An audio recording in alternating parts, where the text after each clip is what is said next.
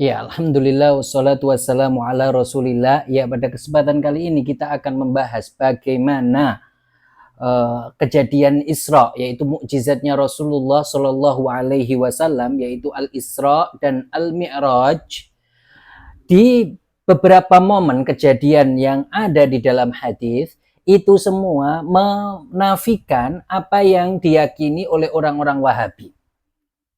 Kita tahu orang-orang Wahabi itu meyakini bahwasanya seseorang itu nggak boleh tabarruk, seseorang itu nggak boleh, menurut mereka ketika kita bertabarruk mengambil berkah dengan peninggalan Rasulullah, rambutnya, dengan mengusap kuburannya, kata mereka itu adalah haram, ya kan? Kata mereka itu adalah haram, bahkan mereka mengkufurkannya. Maka kejadian di Isra dan Mi'raj itu membuktikan bahwasanya apa yang dikatakan oleh orang-orang Wahabi itu tidak benar. Jadi kisah artinya apa yang terjadi bersama Rasulullah di Isra dan Mi'raj itu membuktikan bahwasanya apa yang diyakini oleh orang-orang Wahabi itu tidak benar. Nanti akan kita buktikan. Kemudian kita buktikan lagi bahwasanya orang Wahabi itu mengatakan ketika kita bertawasul, Ahlus Sunnah umat Islam bertawasul dengan para nabi, dengan para wali, kata mereka nggak boleh karena seseorang itu tidak bermanfaat di kuburannya, ya kan? Karena sudah mati tidak bermanfaat. Begitu juga di Mi'raj itu akan kita sebutkan kisah yang membantah apa yang diyakini oleh orang-orang Wahabi. Jadi dengan ringkas kita dapat meringkas bahwasanya Isra dan Mi'rajnya Rasulullah, yaitu mukjizatnya Rasulullah ini membuktikan bahwasanya apa yang diyakini oleh orang-orang Wahabi tidak benar. Membuktikan bahwasanya apa yang diyakini oleh orang-orang Wahabi tidak benar. Yang pertama, bahwasanya ketika Rasulullah naik ke Buraq, yaitu binatang dari surga, binatang ini adalah sangat cepat sekali karena langkahnya itu adalah sejauh mata memandangnya. Tapi Rasulullah ketika perjalanan ini dari Al-Masjidil Haram ilal Masjidil Aqsa, kan seperti itu pada suatu malam dari Al-Masjidil Haram Mekah ke Al-Masjidil Aqsa Palestina, Rasulullah ini berhenti dan turun di beberapa tempat,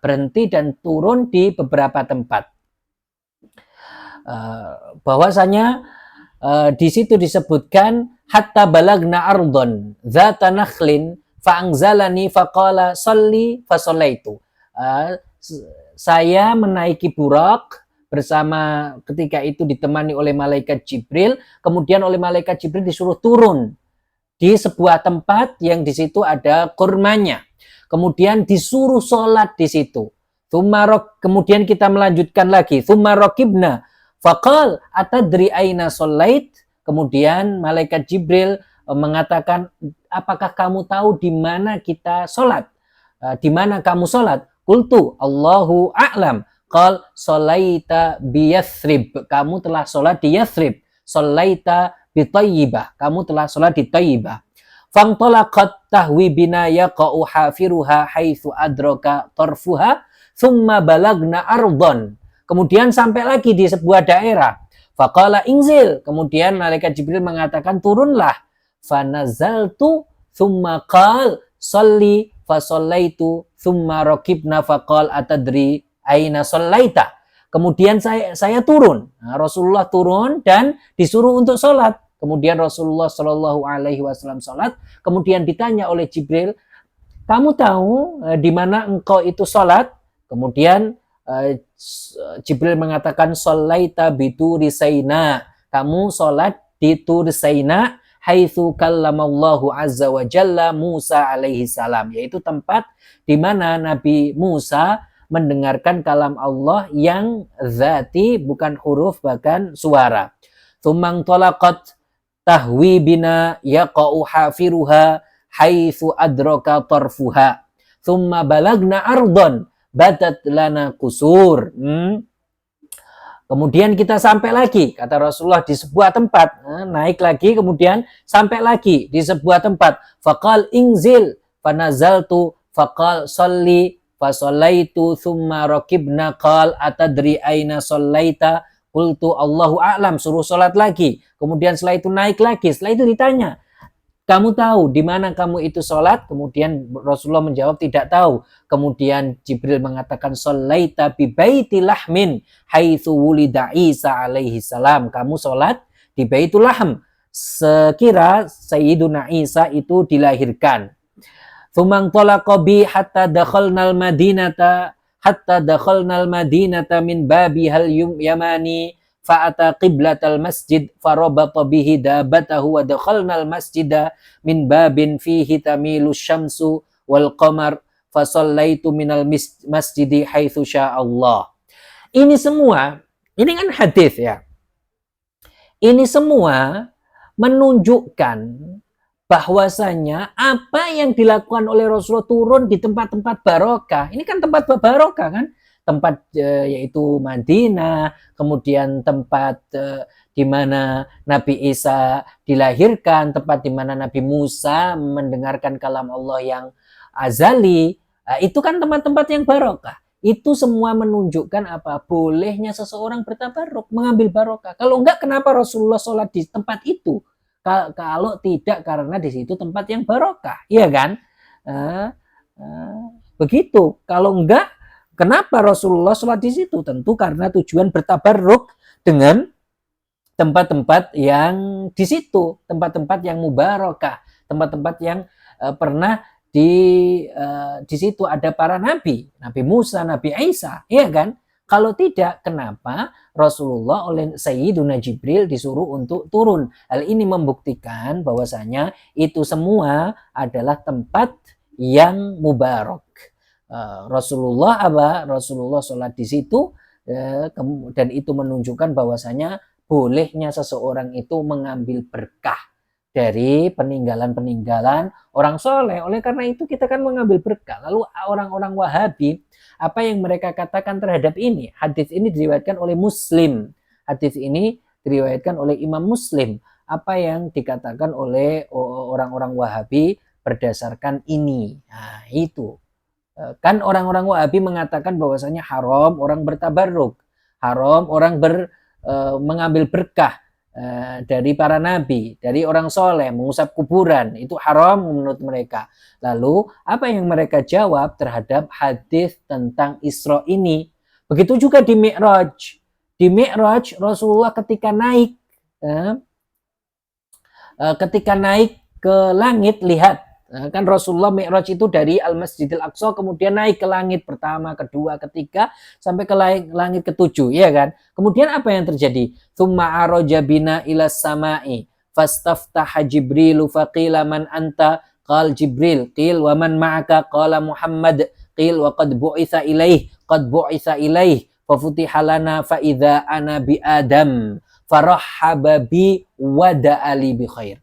Jadi di langit pertama Rasulullah kemudian ditanya ketika itu bersama Jibril, bersama siapa kamu wahai Jibril? Bersama Rasulullah. Kemudian dibukakan, ya kan? Dibukakan langit itu pintunya. Kemudian Rasulullah naik di langit pertama, dan di langit pertama beliau bertemu dengan siapa? Nabi Adam. Kemudian Nabi Adam menyambutnya dan Nabi Adam mendoakan kebaikan. Nabi Adam menyambutnya dan Nabi Adam mendoakan kebaikan. Tsumma araja bina ila sama'i tsaniyah fastaftaha Jibrilu alaihi salam faqila man anta qala Jibril qil wa man ma'aka qala Muhammad qil wa qad bu'itsa ilaih fafutiha lana fa idza ana bibnayil khalati Isa bin Maryam wa Yahya bin Zakaria salawatullahi alaihim farahhaba wa da'awali bi khair. Lihat, di langit kedua Rasulullah bertemu dengan Sayyiduna Isa dan Sayyiduna Zakaria, kemudian menyambut beliau, kemudian mendoakan beliau. Tsumma araja bi ila sama'i tsalitsah fastaftaha Jibril faqila man anta qala Jibril qil wa man ma'aka qala Muhammad qil wa qad bu'itsa ilaih qala qad bu'itsa ilaih fafutiha lana fa idza ana bi Yusuf idh huwa u'tiya syatrul husni farahhaba wa da'ali bi khair. Di langit selanjutnya, di langit ketiga, Rasulullah bertemu dengan Sayyiduna Yusuf. Kemudian beliau ini menyambutnya dan mendoakan kebaikan. Tsumma araja bina ila sama'ir rabi'ah fastaftaha Jibril alaihi salam. Qil man hadza? Qala Jibril. Qin wa man ma'aka? Qala Muhammad. Qala wa qad bu'itsa ilaih. Qala wa qad bu'itsa ilaih. Fafutiha lana fa idza ana bi Idris farahaba wa da'ali bi khair. Qala Allahu azza wa jal wa rafa'nahu makanan aliyya. Di langit keempat Rasulullah bertemu dengan Sayyiduna Jibril. Begitu seterusnya. Ya.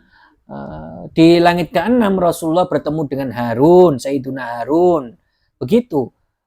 Subhanallah. Kemudian di langit keenam, kelima bertemu dengan Sayyiduna Harun. Di langit keenam Rasulullah bertemu dengan Sayyiduna Musa. Kemudian thumma araja bina ila sama'is sabi'ah fastaftaha Jibril faqila man hadza?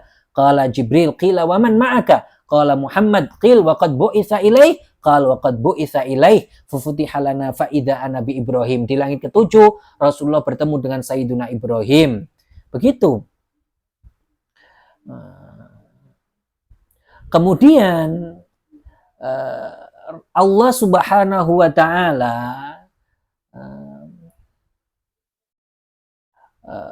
Allah Subhanahu wa taala mewahyukan. Di sini Allah mewahyukan kepada Sayyiduna Muhammad salat 50 rakaat, ya kan? 50 salat, 50 waktu di dalam sehari semalam, ya. Fa faradha alayya khamsina salatan fi kulli yaumin wa lailah fa nazaltu ila Musa faqala ma faradha rabbuka ala ummatik qultu khamsina salatan. Begitu. Jadi Rasulullah diwahyukan ketika itu yaitu sholat 50 waktu. Sholat 50 waktu. Kemudian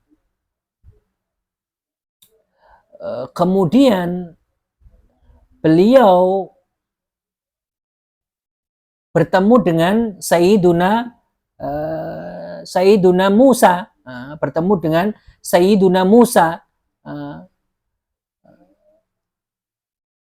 Kemudian Sayyiduna Musa mengatakan apa? Irji ila rabbika. Jadi Sayyiduna fafaradha rabbuka ala ummatika qultu khamsina salatan qala irji ila rabbika fas'alhu takhfif fa inna ummataka la yutiquna dzalika fa inni qad balautu bani Israil wa khabartuhum. Jadi irji ila rabbika, kembalilah di tempat di mana kamu mendengarkan wahyu tersebut. Bukan tempat Allah, bukan ya.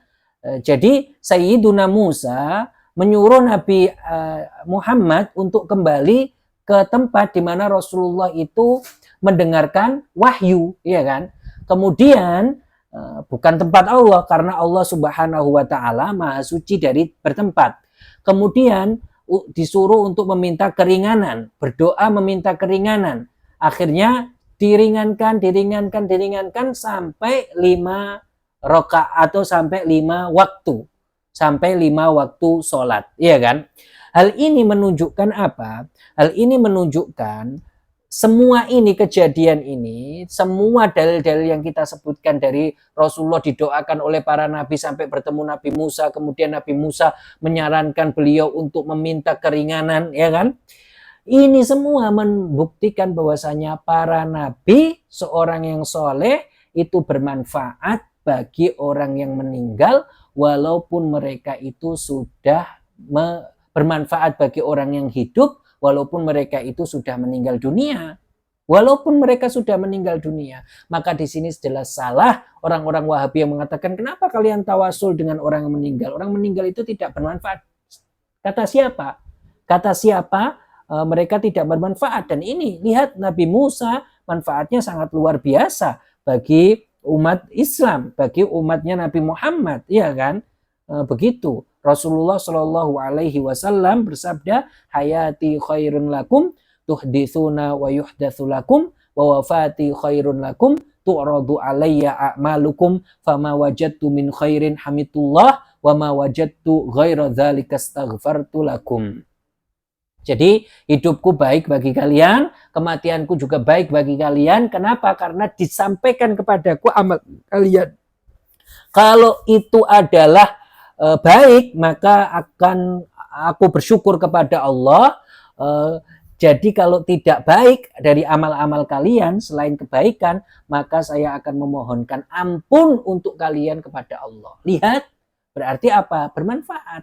Seorang nabi itu bermanfaat walaupun sudah meninggal dunia. Dari sini dapat dibuktikan kesalahan orang-orang Wahabi yang mengatakan bahwasanya tidak boleh tawasul karena para nabi tidak bermanfaat. Orang meninggal tidak bermanfaat, tidak bisa memberikan manfaat. Ini buktinya para nabi bisa mendoakan. Para nabi bahkan memberikan saran kepada siapa? Nabi Muhammad sallallahu alaihi wasallam.